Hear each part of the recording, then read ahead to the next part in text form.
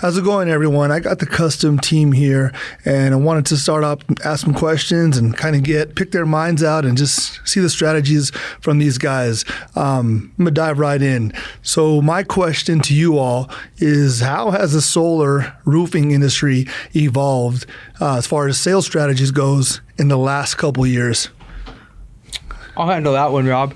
So the roofing and the solar industry has evolved tremendously over the last couple years, from technology to installation practices. Materials are coming out. Development and research is happening every day at these big companies, basically to make the products a lot stronger to resist the storms that we're growing into. You know, the storms are getting bigger every year, so the materials that we use got to get better. The installation processes have to get quicker, things of that nature. So to answer that question, you know, things are evolving at an exponential pace here in the roofing and the solar industry. Solar was kind of a new thing back in 2017. Press fast forward to 2023, they've worked out a lot of the bugs and the kinks in the industry to make it more client and user friendly. So both the roofing and solar industry have evolved and expanded exponentially in the last few years.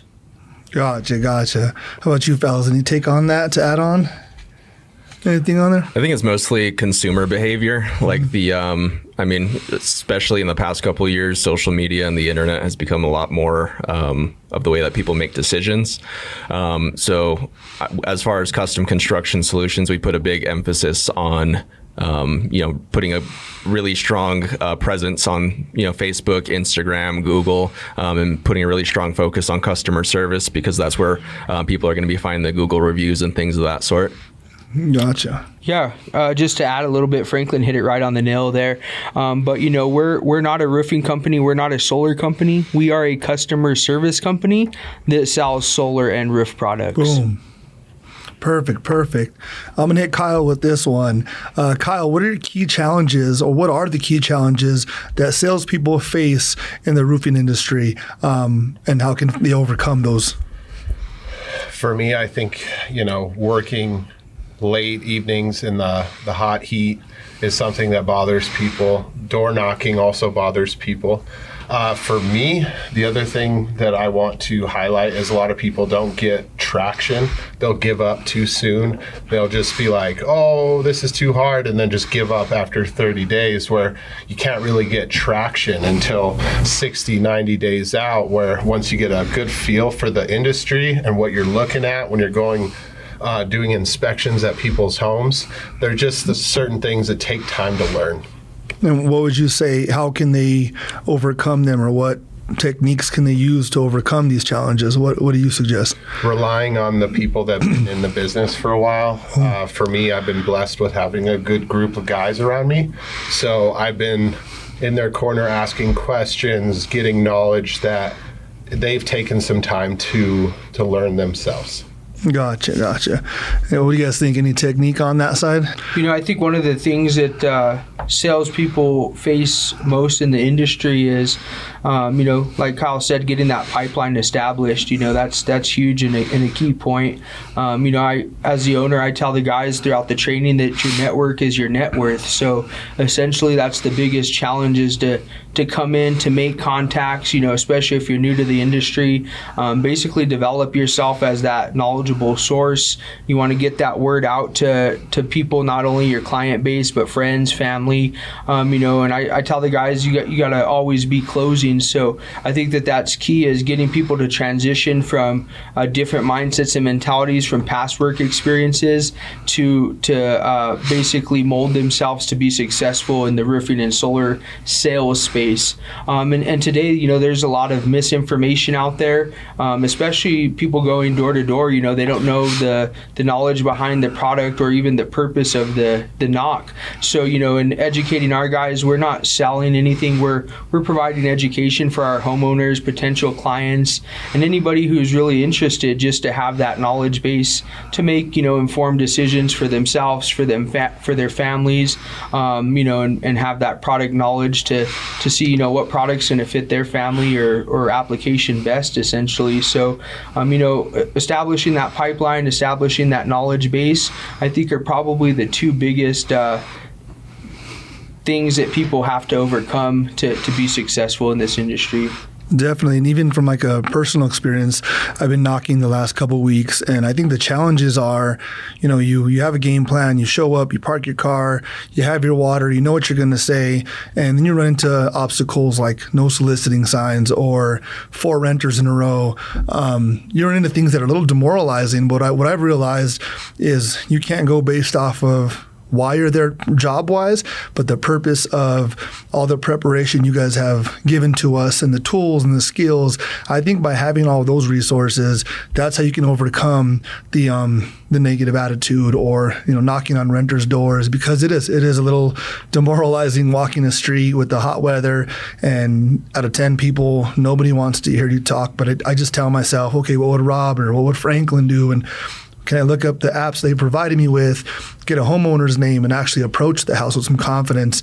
I've even spoken to Kyle a couple days ago, and I said, hey, like, how was my technique? And he's like, well, you were kind of selling a product, not really introducing yourself as a relationship to the customer. So it's just, I think for me, it's the team camaraderie of helping you overcome them, the resources you guys provide, and the training you guys have given is what's going to get these people to overcome the 100 no's they're going to receive in the first 30 to 60 days. So just my experience from it. Amen to that. Love it. How has the increasing affordability and accessibility of solar roofing technology impacted the sales process? I'll get us started. So I don't think that the materials have become more affordable. If anything, since COVID, the materials have been on the rise.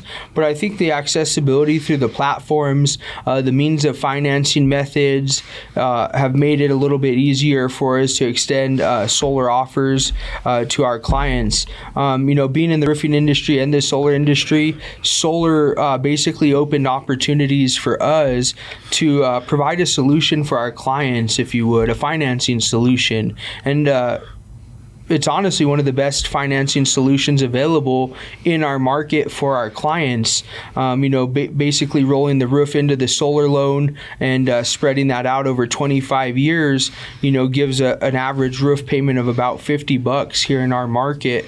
Where if you did that over 5 years, you'd probably be spending about $500 a month.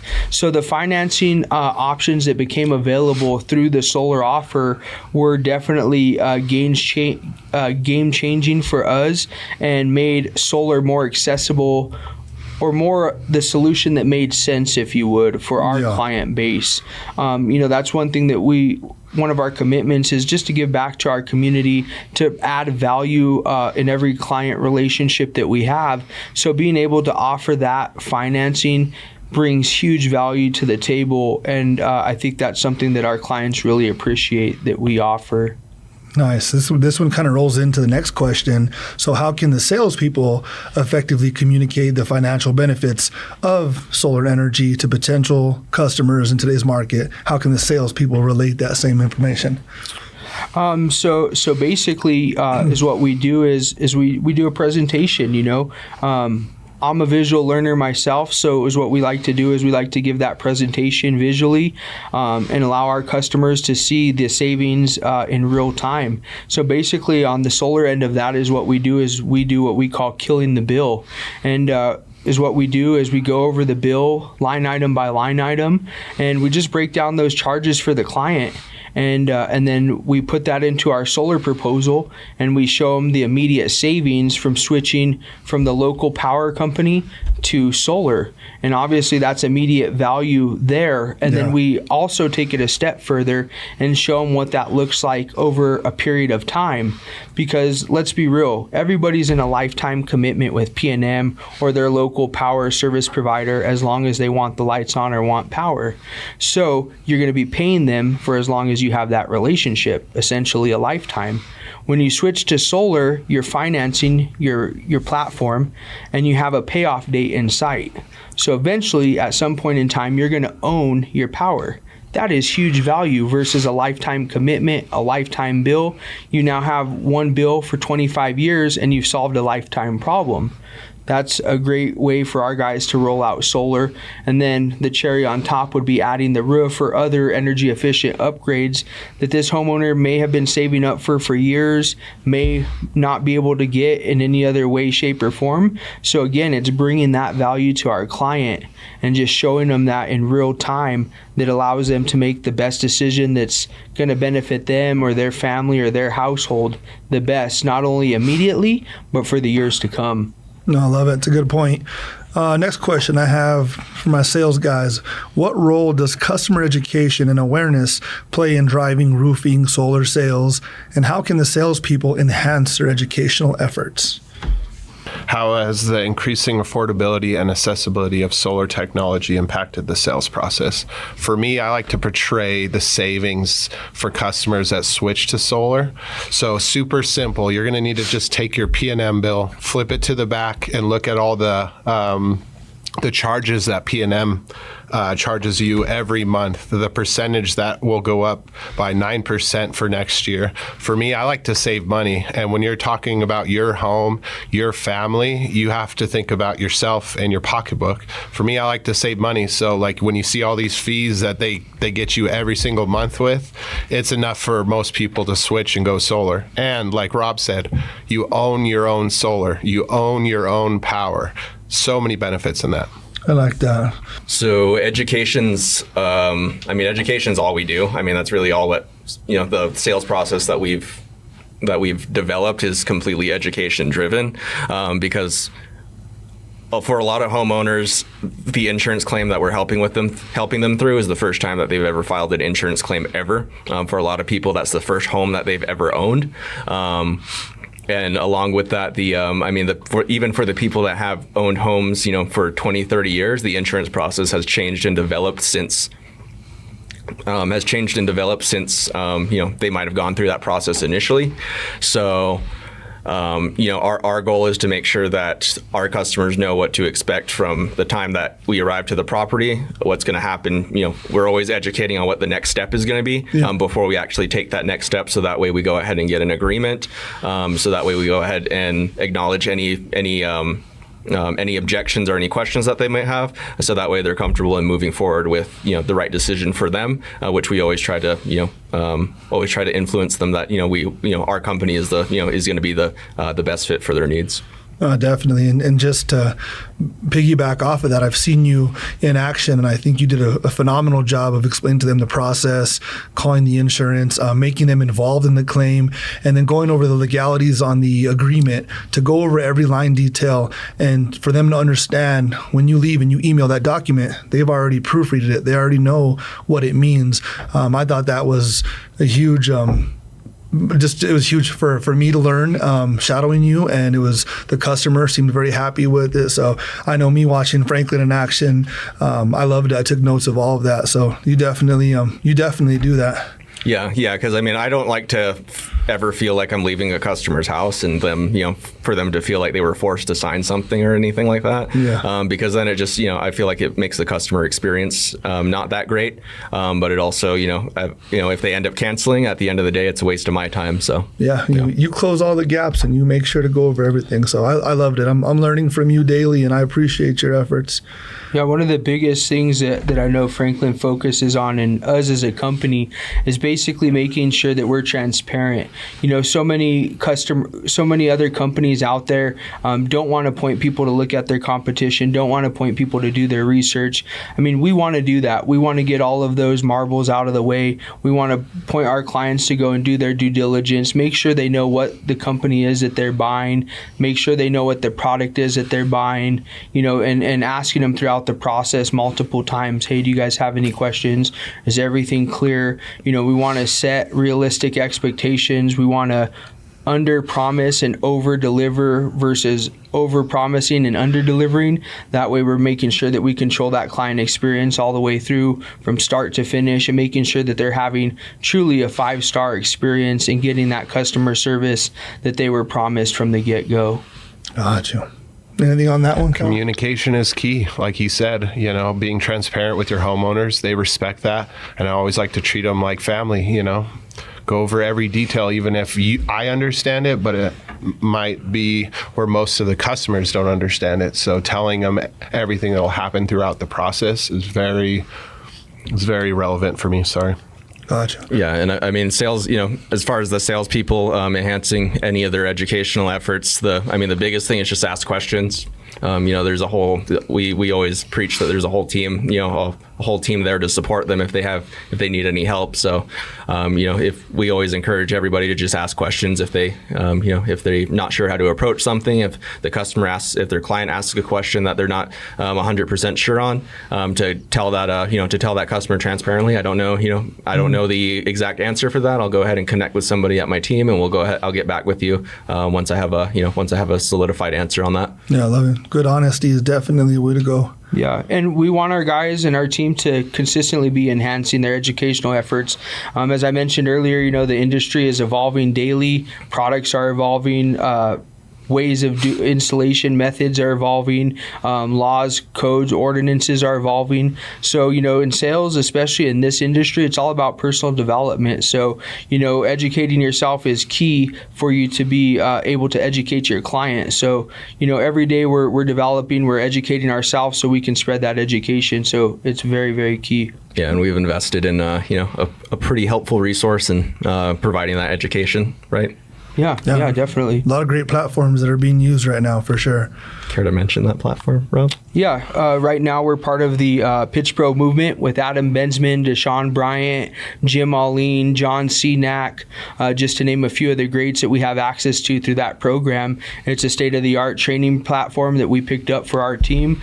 Again, we want to invest in our guys that are putting their faith and blind faith and coming aboard and joining the movement that we have here. We want the best on our team, so we're willing to go out there and absorb that hit and purchase the best training materials, the best platforms, because we want to train our guys to be the best in the industry and have that upper hand on our competition. Gotcha. Yeah, and I recently went through the training program, and I think for me, a lot of people question jobs in any type of industry, but for me, going through the training program and immediately seeing the resources I had, it was a no-brainer that I got to get out there. I felt confident after the training. I felt resourceful, although I didn't have all the experience in the roofing and solar industry. I felt like with the techniques that were being provided, it's no way I'm not successful, not only to myself but to my customers. So I gave you a good foundation to build on. It really did, and it's continuing to grow every day. I get a new app, a new platform, a new resource, and I'm just eating it all up and trying to take advantage of those opportunities for everybody. I love it. I'm going to go this way to Kyle. Kyle, in what ways can salespeople establish and nurture strong relationships with customers to increase customer retention and referrals? For me, I think, I live on this every day, is treat your homeowners like their family. I have learned quite a few lessons through this process since I've been working here.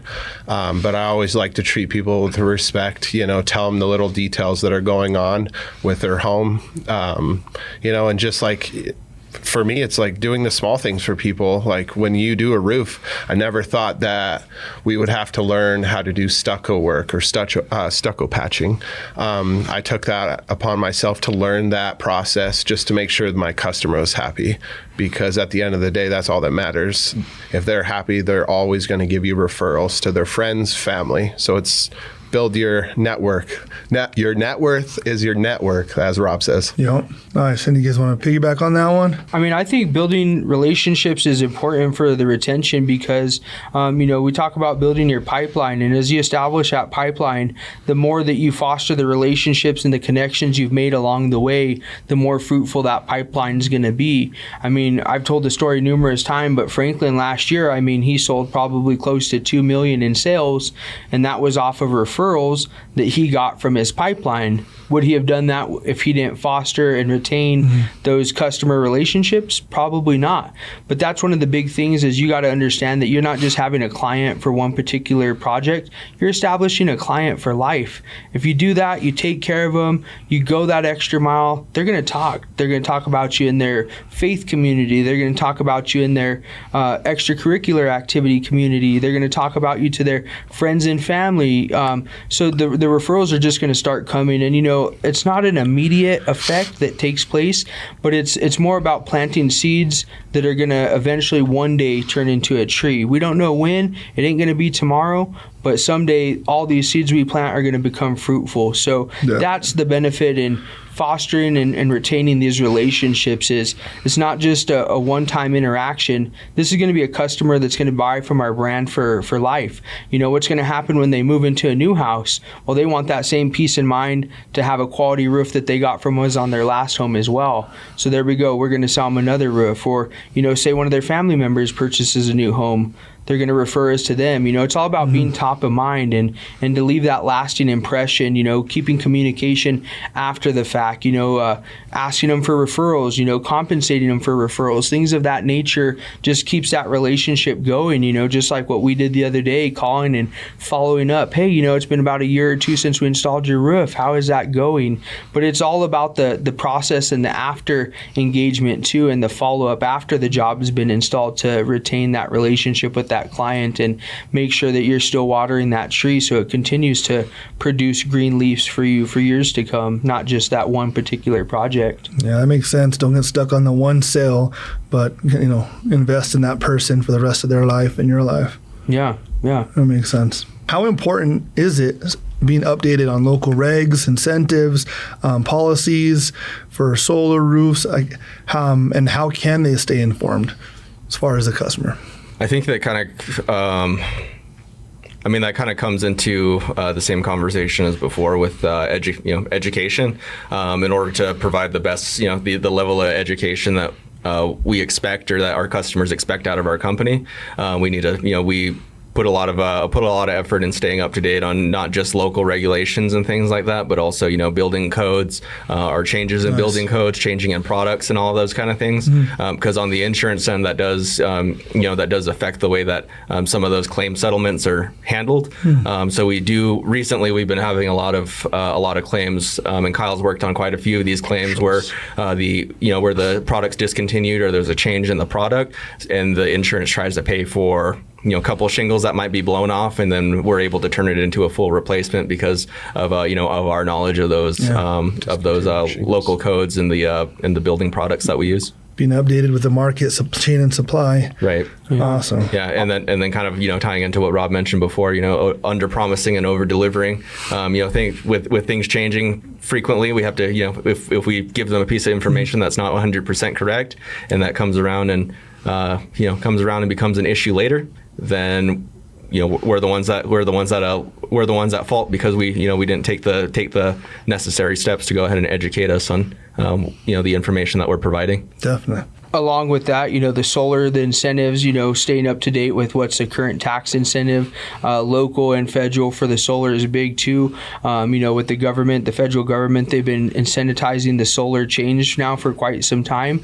And, they do pretty frequently have changes to that. So that's always important too, to make sure that we're, up to date and providing the newest information to our clients as well. That way they could take advantage of those incentives. A lot of people are going solar to look for those incentives. That's probably one of the three main reasons that people actually switch to solar is to take advantage of the tax incentive, and also lumping in other clean energy upgrades like HVAC work or a roof is to also take advantage of those incentives and rebates. So staying up to par with the latest and greatest in the industry with those as well is key for our solar offer to our clients as well. Gotcha. I'm going to go right back to you, Rob. How can salespeople adapt and thrive in a competitive market while maintaining ethical practices and building trust with their customers? It's easy. You just got to do what you say you're going to do. You'd be surprised how many people set appointments, don't show up, how many people say they're going to do something and don't come through on it. I'd say about 90% of the deals that we take from our competition are in that scenario. Hey, I had this guy out for an estimate, never called me back. Hey, I had this guy out, performed a roof inspection. I got my loss statement. I've been calling him, no return phone call. So I think it's super easy to be a good businessman in today's era. You just got to show up when you say you're going to and do what you say you're going to do. If you could do that, your client's going to respect you. You're going to have a great relationship, and you're going to be able to be successful in this industry.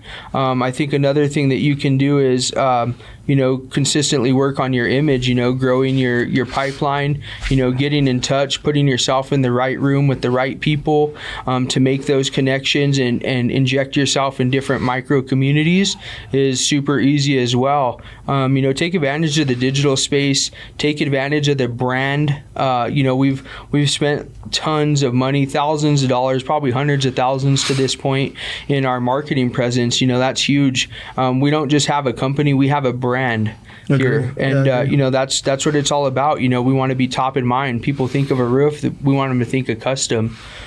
So that's a few ways that you can set yourself aside and really excel above the competition in the market very easily. Oh, definitely. And I think you've done an amazing job of doing that. And your vision for the company is coming to life even more. The more I'm around you and the team, I think the bigger it gets. So it's definitely attractive on our end, and I'm sure the customers feel the same way. How does the company culture at your roofing sales organization contribute to the success and motivation of the sales team? I think culture is everything. I mean, we could all have any job we want. We could go to work anywhere we want. Mm-hmm. But the whole idea, like when we created this brand and this movement, is we wanted to create that culture where people didn't just feel like an employee or a number, but they felt like part of something bigger, part of giving back to our community, part of a brotherhood amongst the organization. And we wanted that to be felt through many different ways. We do tons of team building, engaging activities where we travel together. We go to different conferences. We do golf events, just different team building strategies.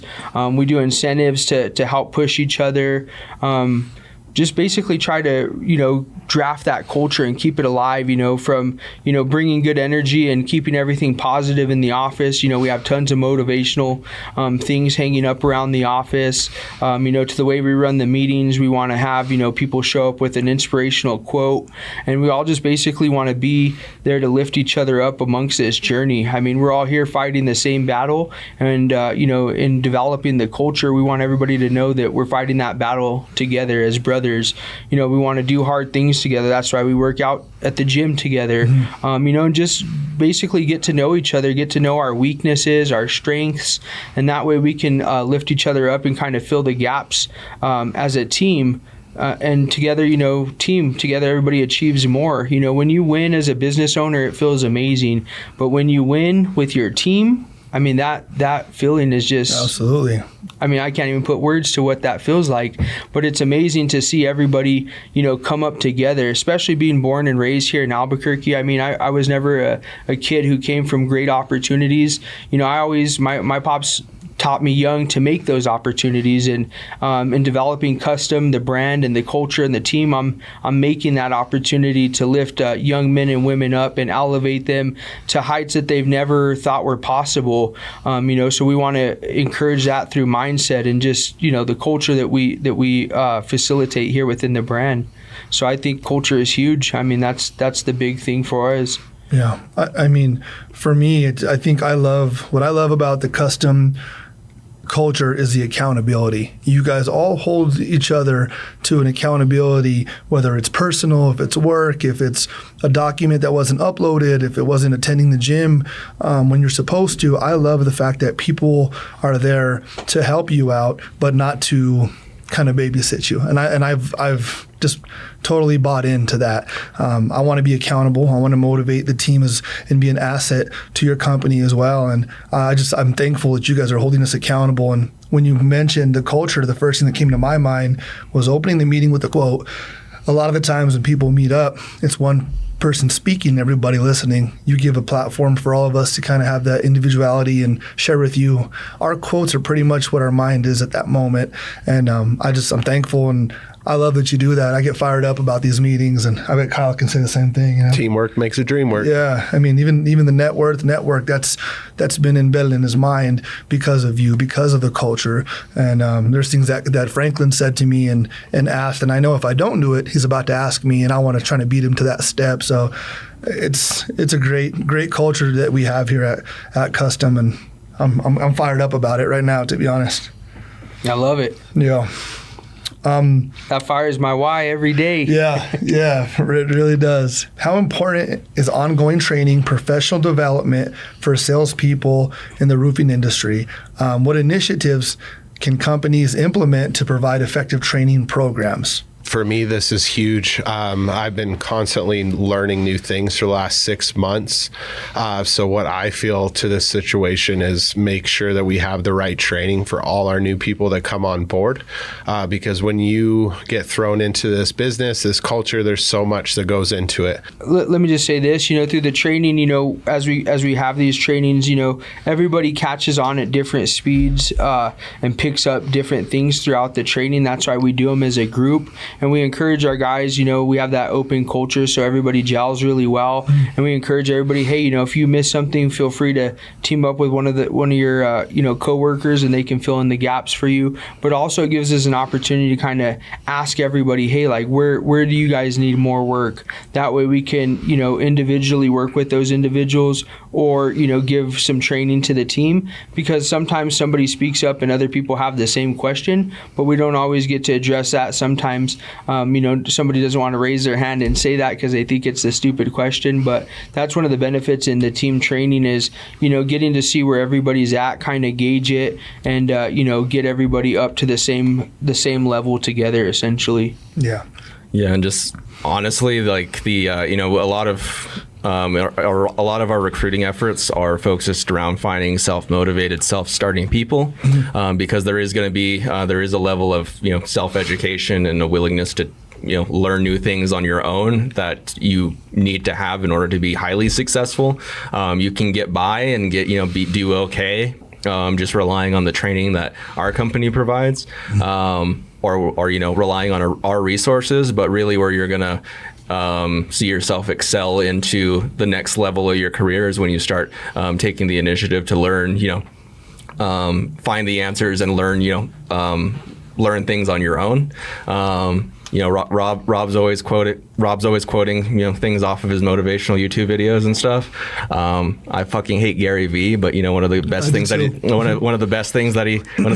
he ever said is if you have Google's the best resource that you have. If you have a question, look it up on Google.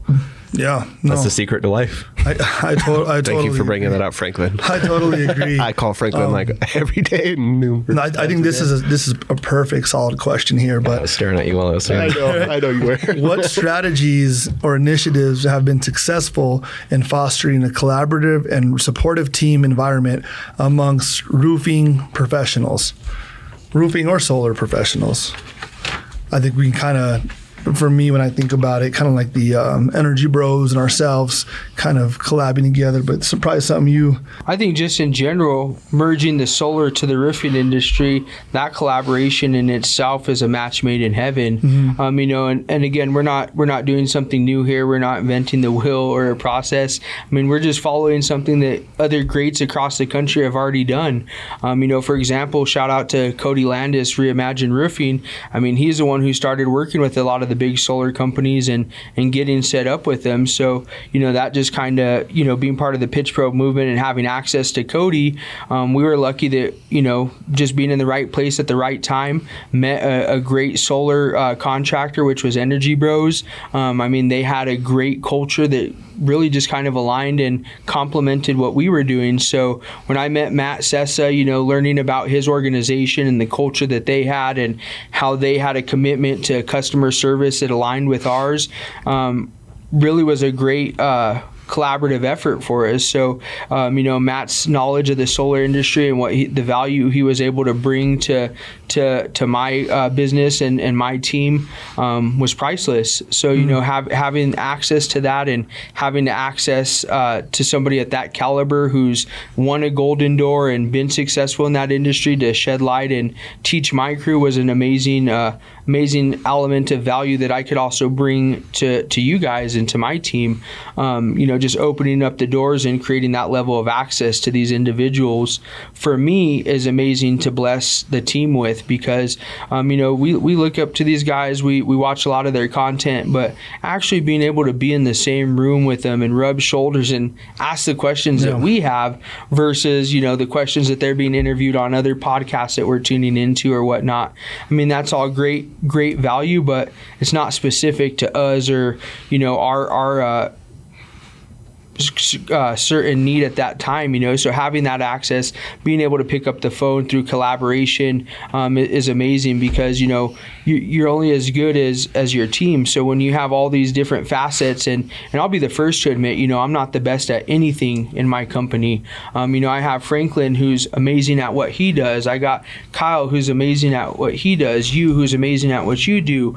Luis, who's amazing at what he does. But everybody has their key part to the business. And I think that everybody does an amazing job at that. But when we open up collaborations, that's just an additional level of support that we can give to our team, and again, that brings value to the team, to our clients, and to the industry, right? Gaining that level of knowledge and having that access is huge for success, in my opinion. Yeah, no, and I think you open up the vision for all of us when you go to Atlanta to meet Don, and you're doing things and coming back and telling us the strategies and the things that you're experiencing, we're living through you. And because we're doing that, our vision's opening up where, hey, maybe we can all go out there one day. We've talked about Texas. We've talked about different areas that the team can go to. And I just believe that by you doing these things, it's opening up a lot more opportunities for the rest of the team. So we get fired up hearing your stories and you showing us the content that you've gotten from them. So I think it's huge to collaborate with other companies in the same industry to help each other out, Yeah. And I mean, so many people don't want to help people out. They think, oh, that's my competition. I mean, the real people who are successful here, they're not afraid to help people out. They embrace collaboration. Mm-hmm. I mean, myself, I've opened a few roofing companies here in town. I've helped people out. I've given them the secret sauce. And I mean, we're still great. I mean, we still got a great client base, and God continues to bless us based on what we do for people. So, again, collaboration is an amazing blessing that you can be blessed with or bless somebody else with. You never know whose life you're going to change by opening yourself up to them and making yourself available to help them grow themselves or their business or whatever they're doing at that time in their life. Gotcha. Next question. How can roofing companies create an inclusive and diverse environment that welcomes and supports individuals from different backgrounds and experiences? I think that's pretty easy. I mean, everybody's got their own background story, comes from their own micro community or diverse environment. And I mean, here at Custom, we embrace that, because you know what? All of our clients come from diverse backgrounds, diverse environments, and in employing these people and having people from diverse backgrounds and different walks of life allows us to relate better to our clients. Having somebody for every different micro community for them to relate to and feel comfortable buying from is key. So we definitely encourage that. We want to have a very diverse team. We want to have people speaking different languages, people who look different, and we embrace all of that. From people having tattoos to, religious faith. Everybody has a different thing that makes them unique, and we want to help that person really identify that and kind of help them market themselves in that light, in that micro community. That way they can be successful and basically build the roofing community and culture around that person's lifestyle so that they can market it to their peers and people in that same walk of life as themselves. Yeah, no, like a big misconception about being in a sales role is that you have to be, super outgoing and extrovert and all of that kind of thing. I mean, one of the guys that we just brought on, his name's Tyler. He's, when we came on, he barely, said anything. I was the same way. I'm not really the most outgoing person. But I think people underestimate the effectiveness of being able to listen, as opposed to, being the first one to talk or being the one holding the conversation. So, we always play into people's strengths. With Tyler, when I started training and developing him, I knew that he had some of the same personality traits that I did. Kind of played into those, told him, hey, instead of doing this that works for this person who's super outgoing, why don't you go ahead and try this approach? And once he started seeing, okay, I just have to play into my personality type and be authentic, he started being pretty, really effective and seeing some success. Yeah, and it's funny because I was going to bring Tyler up as well. I was shadowing, we were working in teams together on Monday, and him and I were on one side of the street, and Kyle and Christian were on the other, and we're knocking door to door, taking our turns, and there's a gentleman outside, looks like he's smoking a cigarette, doesn't look like he speaks English. Tyler walks right up, and I'm not too sure the exact conversation they had, but he looks over at me. He goes, "Rob, 96." I'm like, "Oh, okay. This house was made in 96. I was born in 96." And I'm like, okay, what does that mean for me? Okay. What that opened up is the gentleman that didn't speak English got on his phone, called his wife from inside. She came outside. Well, guess when she was born? 96. They're having this conversation about when all three of them and the house was made. That turned into him being inside the house, looking at the leaks in her roof. He called a claim in within 30 minutes. I got the ladder. I set it up for him. He was up on the roof taking pictures. He did a phenomenal job of finding a common ground without being aggressive, but like you said, being authentic, being true to himself. He had a great attitude, and his effort was amazing. And I learned from him. And I've heard all the stories about how he came on, he wouldn't talk a lot, and his progress has been maybe not as fast as some other people, but I can tell you that right now he is doing a phenomenal job of being himself, and the results are showing. So he was my example for this entire question, Yeah. Love it. Yeah, and his background and his experience was not in sales. From what the guys tell me, this is his first sales job. Don't think he was in construction before, and he's taking it on. And you couldn't tell me that he's never done this before based off of the things, the routines he's doing now. Shout out to Tyler. Way to go. Tyler, we're proud of you, man. What role does mentorship and coaching play in the development and growth of salespeople in the roofing industry? And how do you think organizations can implement effective mentorship programs?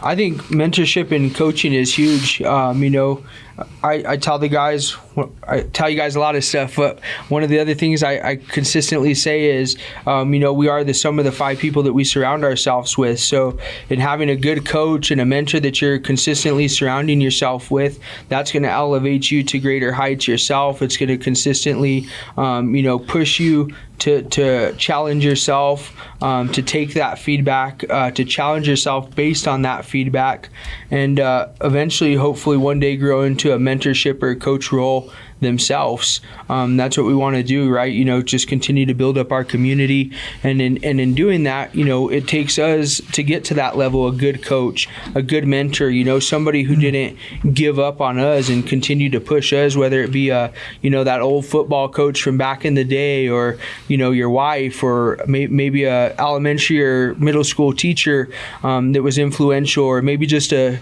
good friend that you had throughout your childhood that consistently pushed you to elevate yourself, to achieve goals that you didn't think were reachable. So I think that mentorship and coaching play a huge role, especially in the top 10% of the most successful people.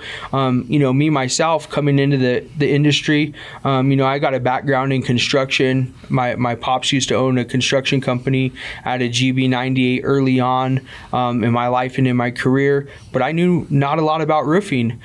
So I was consistently relying on mentors like Dmitry Lipinski from Roofing Insights, Adam Benzman, a lot of these people who were giving educational tutorials on how to form your business process and how to handle certain things like that. And even to this day, I still reach out to different people across the country to get ideas of how they're running their businesses or what they're doing in certain scenarios or situations. So that mentorship and that coaching that I get from some of these great people that I'm blessed to have access to still plays a role in how I develop and maintain and run our organization. So, I mean, in having that as a salesperson or any level of whatever you're doing in life, get a mentor, get a coach. I mean, that is going to be something that just elevates you to the next level. If only you're just hearing what they got to say and it's motivational, that's going to just turn that light switch on in your brain and really get you thinking on a different level.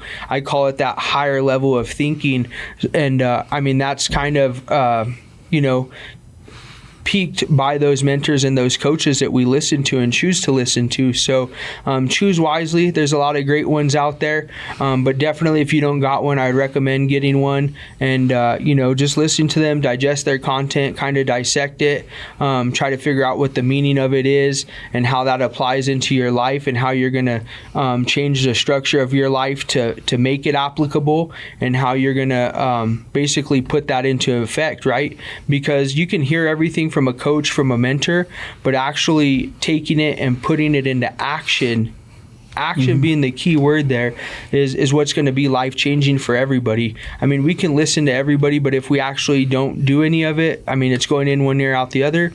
It's not really beneficial to us. But if we can resonate on a few things that we hear from those amazing coaches and mentors and actually figure how we can apply those to our life, that's what's going to be game-changing. And then when you do that, you feel great. You feel like you can confide in yourself, and then that takes you to the next level. What's the next goal?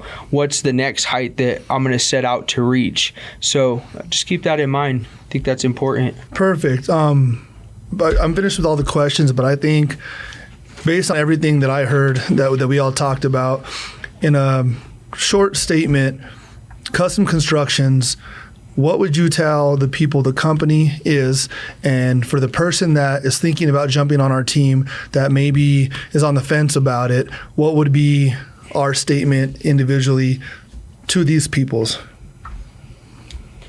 I say Custom Construction Solutions is an organization. It's a brand, and what we got going on here is a movement. We're looking to help elevate people who want to change their lives. We're looking to get people on board who have a bigger calling than what their 9-to-5 currently is. We want to get people on board who want to achieve great heights for their families, maybe look to inject themselves in entrepreneurship at some point in their life. But we want the best of the best. We want the hungriest of the hungry. We want dedicated people. We want talent-driven people. We want results and success-driven people. We're building an army here of people. We're trying to build up our city here. We're trying to help create financial freedom, financial literacy amongst our team and spread that through our community. So if you're looking to change your community, you want to be an impactful individual. You want to elevate yourself not only financially, but emotionally, spiritually, and elevate your mindset to the next level and see what you can push yourself to do, then we're looking to speak to you. I mean, that's what we're doing here at Custom. Obviously, we're a customer service company. We install lots of roofs. We sell lots of solar.